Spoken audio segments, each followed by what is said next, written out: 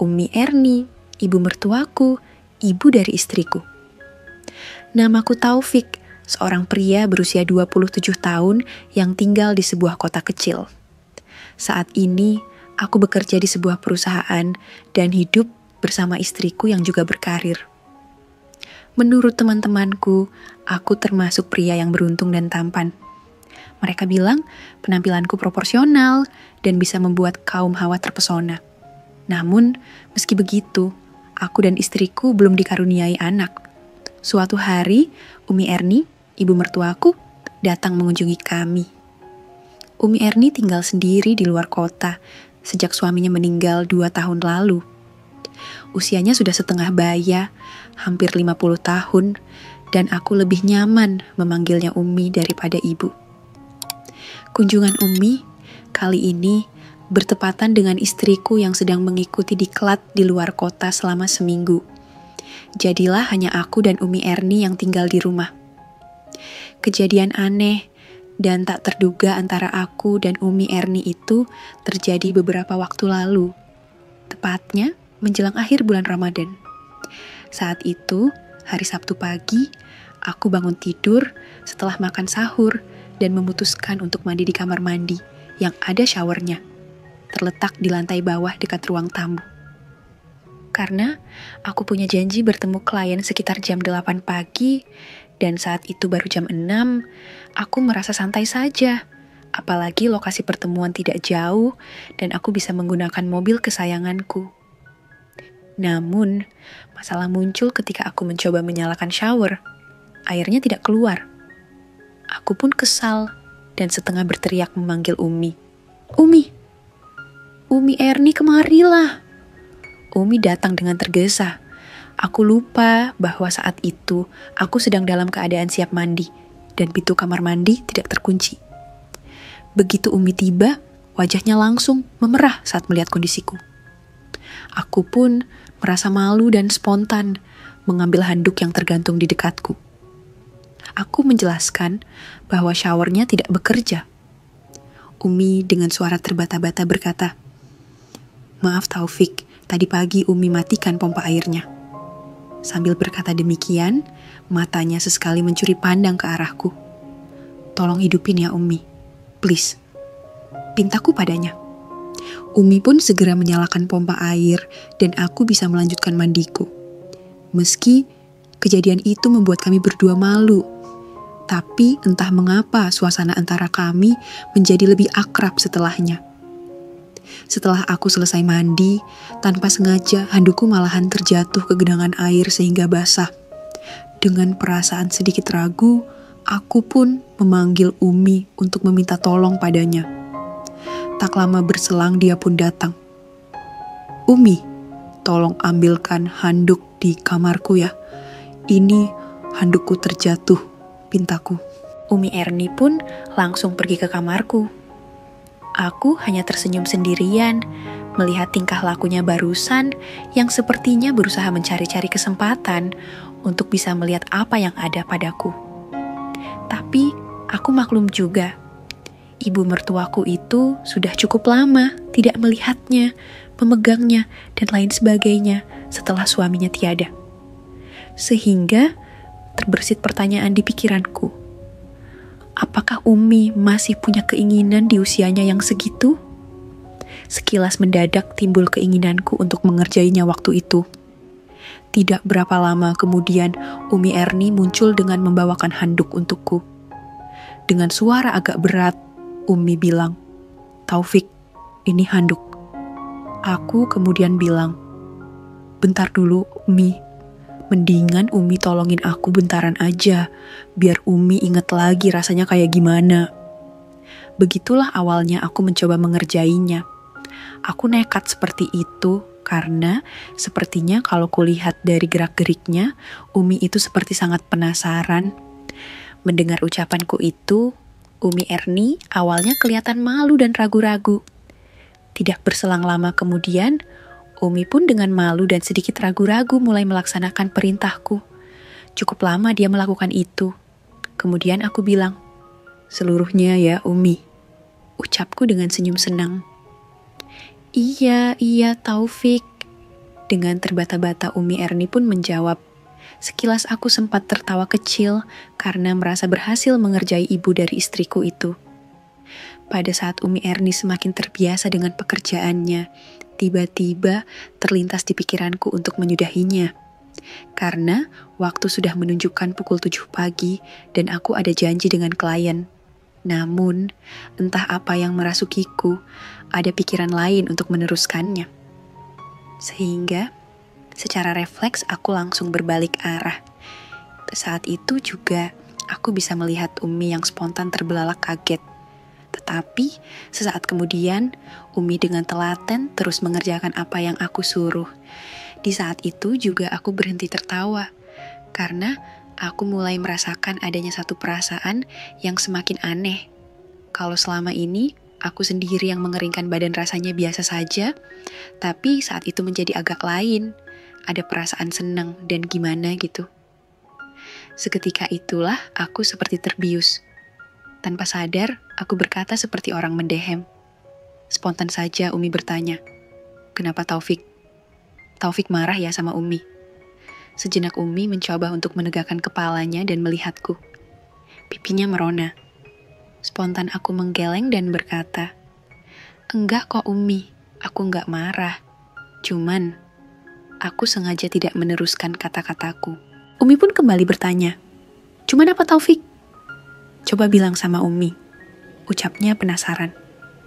"Cuman, ada perasaan yang aneh saja Umi," jawabku dengan tersenyum, tanpa ada rasa malu kalau saat itu adalah pertama kalinya aku merasa terpancing oleh Umi Erni, ibu mertuaku sendiri.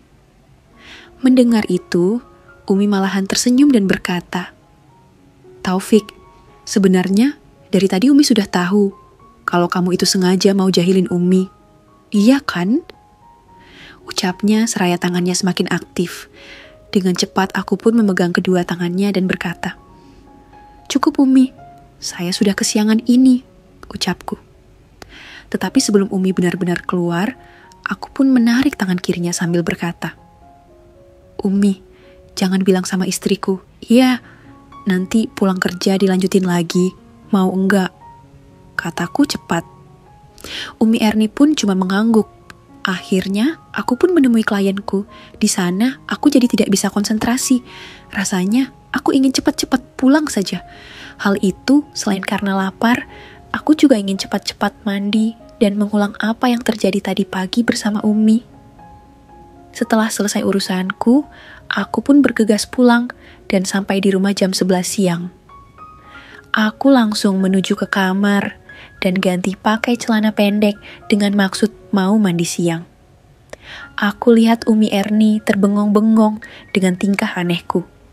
Setelah aku dekat dengannya, sambil tersenyum aku berkata, "Umi, kita ulang lagi yang seperti tadi pagi ya." Umi pun mengangguk seraya tersenyum dan bilang, "Taufik, mandi aja dulu. Nanti kalau sudah selesai panggil Umi, pasti deh Umi akan datang." Aku pun mengangguk dan pergi mandi. Setelah selesai, aku panggil Umi Erni. Tanpa permisi, dia pun langsung menyambar handuk dan menghampiriku. Kali ini aku langsung menghadapinya. Umi pun langsung berusaha mengeringkan rambutku. Saat itu kami tidak saling bicara. Mungkin hanya kata hati kami masing-masing yang bicara, sedangkan mataku malah terpejam. Saat itu benar-benar lebih mendebarkan ketimbang pagi tadi. Tanpa kuduga, Umi Erni dengan nekat meminta izin untuk melangkah lebih jauh, dan aku pun mengangguk tanda setuju. Ternyata, hanya sebentar saja, angan-anganku sudah melayang entah kemana akibat dari aksi kreatif Umi. Saat itu, dia memakai gamis kesayangannya. Saat aku terpejam, lama-lama usaha Umi malah semakin jauh menjelajahi gurun Sahara. Semula, aku mau menghindar, tapi ternyata aku tak kuasa. Di saat aku sudah semakin terbawa suasana yang teramat romantis, tiba-tiba terdengar telepon berdering. Buru-buru aku melepaskan diri dari Umi Erni. Ternyata istriku yang menelepon menanyakan bagaimana keadaan ibunya dan juga kabarku. Setelah telepon aku tutup, aku pun berbalik. Alangkah kagetnya aku karena ternyata Umi sudah ada di belakangku. Rupanya dia mengikutiku sejak aku berlari ke ruang tamu. Dia bertanya dari siapa telepon itu, yang kujawab dari istriku, putri sematawayangnya. Umi kemudian menyuruh aku berganti pakaian. Sepintas kulihat sudah jam 5 sore, aku segera saja pergi ke kamarku dan tidur. Setelah beberapa lama, aku pun terbangun oleh ketukan di pintu kamarku. Tok tok tok Taufik, bangunlah sudah maghrib. Terdengar suara Umi Erni. Aku pun turun ke bawah, lalu berbuka puasa di meja makan bersamanya. Setelah makan selesai, entah kenapa tiba-tiba aku merasa gerah, sehingga aku bermaksud untuk mandi lagi, tepat jam 8 malam. Kulihat Umi sedang menonton sinetron. Dengan sengaja, aku mengajaknya untuk sama-sama ke kamar mandi. Semula dia menolak dengan alasan takut ketahuan istriku. Tapi aku jawab, istriku kan lagi di luar kota, jadi nggak mungkin ketahuan. Akhirnya Umi pun mau juga. Entah kenapa, saat itu pikiranku benar-benar iseng. Sejak Umi memberikan sedikit pengalaman baru bagiku siang tadi, tiba-tiba saja aku mempunyai sebuah ide yang cukup nekat. Tapi tentu saja Umi Erni akan menolaknya karena dia sangat mencintai putrinya dan sudah menganggapku sebagai anaknya sendiri. Setelah Umi benar-benar menolak ideku itu secara halus, aku tidak kehabisan akal dan berkata, Umi, nggak usah takut, kan kita cuman berdua. Lagi pula tidak akan meninggalkan bekas. Jujur saja, sejak sama Umi tadi siang, Taufik jadi suka terbayang-bayang sama Umi. Ucapku panjang lebar. Iya Taufik, Umi juga tadi siang itu benar-benar khilaf. Taufik sekarang ini tambah ganteng sih. Ucapnya jujur. Selanjutnya, aku pun berusaha mendekatinya perlahan tapi pasti. Dan Umi Erni menyambutnya. Secara spontan, dia membelai rambutku. Aku semakin penasaran untuk melangkah lebih jauh, menelusuri padang Sahara tanpa memikirkan logika. Umi saat itu sepintas juga kulihat memejamkan matanya. Mungkin ada perasaan ingin, tapi juga ada perasaan takut. Tetapi aku seperti lupa segalanya. Dengan penuh perhitungan dan teori yang berlaku, aku buat Umi Erni tidak bisa lagi mundur. Dan akhirnya hari itu, aku mendapatkan pengalaman yang tak terlupakan seumur hidupku darinya. Kemudian, setelah semua selesai di kamar mandi itu, aku pun naik ke lantai atas dan ganti baju, lalu pergi tidur. Jam dinding, kamarku menunjukkan angka 9 malam. Malam itu, aku tidak bisa tidur sama sekali. Yang terlintas di bayanganku saat itu hanyalah kejadian demi kejadian yang aku alami bersama Umi Erni, yang betul-betul merupakan satu pengalaman yang mengasihkan. Setelah kejadian pertama itu, kami berdua pun jadi seringkali bekerja sama menemukan solusi atas segala problematika selama ibu mertuaku itu tinggal di rumahku. Bahkan dengan mencari-cari alasan, Umi Erni minta izin pada istriku untuk lebih lama tinggal di rumahku. Tanpa rasa curiga, istriku pun setuju saja. Terkadang, Umi pura-pura minta untuk aku antar ke berbagai tempat wisata di kota. Tentu saja, kami mencari tempat-tempat yang aman. Lama-kelamaan, aku pun jadi seperti jatuh cinta pada Umi. Begitupun dengan ibu mertuaku itu. Sehingga apa yang telah terjadi terus berlanjut. Bahkan ketika Umi sudah pulang ke kota asalnya, ketika ada kesempatan, pasti aku pergi ke kotanya dan kami bekerja sama lagi dan lagi. Demikianlah kisahku dengan Umi Erni yang tidak lain adalah ibu mertuaku, ibu dari istriku. Selesai. Kepercayaan adalah pondasi utama dalam keluarga. Sekali kepercayaan itu dikhianati, bukan hanya satu hati yang terluka, tapi seluruh pondasi keluarga bisa runtuh. Hormatilah batas, jaga kesetiaan, dan jangan pernah gunakan kedekatan sebagai alasan untuk mengkhianati tanggung jawab dan moralitas. Karena dosa yang dilakukan secara diam-diam akan tetap meninggalkan luka yang dalam. baik bagi diri sendiri maupun orang lain. Jangan lupa like, komen, dan subscribe Romansa Nyata untuk cerita yang lebih seru lainnya.